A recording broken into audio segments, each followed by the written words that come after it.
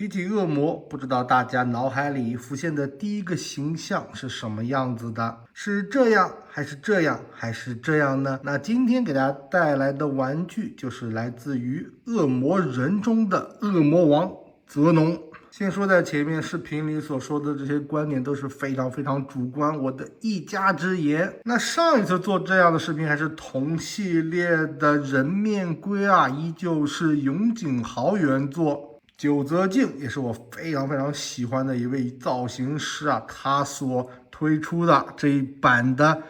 应该是原作版的泽农啊。其实泽农的形象一直都是没有什么太大的变化，无论是在漫画中，还是启示录漫画，还是甚至在这个我非常讨厌的汤浅版恶魔人，都是像一个大蝙蝠长着很多头这种样子。那顺便呢，给大家推荐一下我非常喜欢的《恶魔人记》中啊，他的这种形象依旧是有原作版的那种特征啊，可以看到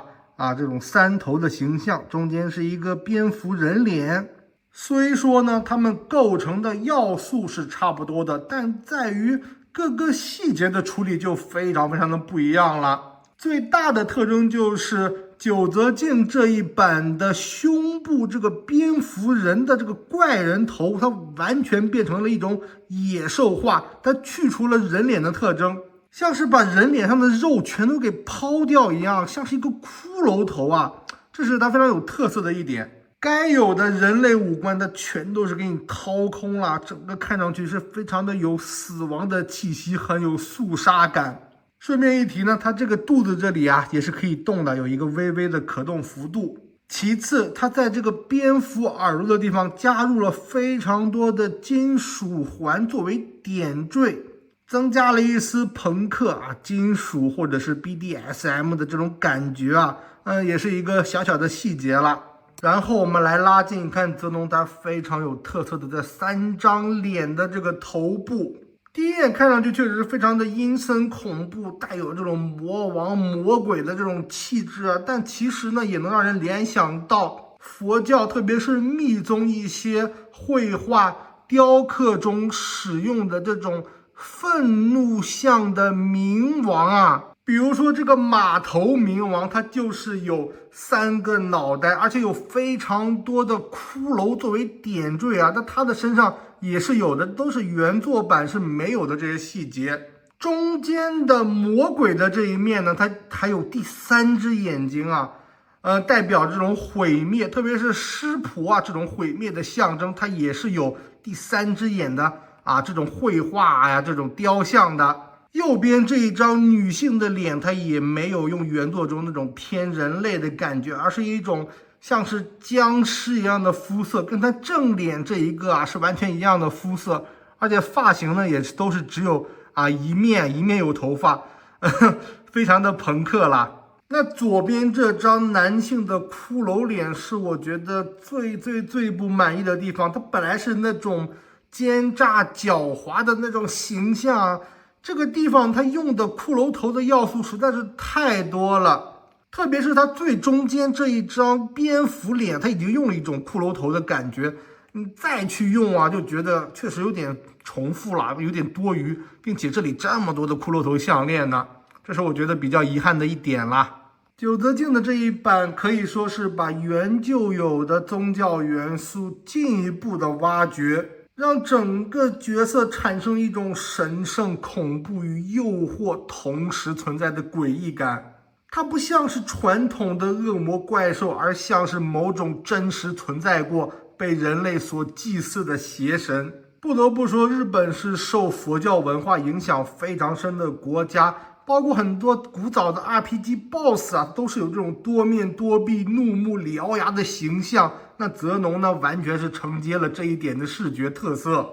跟湿婆同款的第3只眼呢，也是非常不错的，原作就有的设计，把神圣的符号重新扭曲成了恐怖的元素。这也是我为什么这么喜欢恶魔人的一点。似乎永井豪笔下的恶魔永远不会是那种传统西方地狱恶魔红红的皮肤，长着3羊角，拿着3叉戟，基督式的魔鬼形象。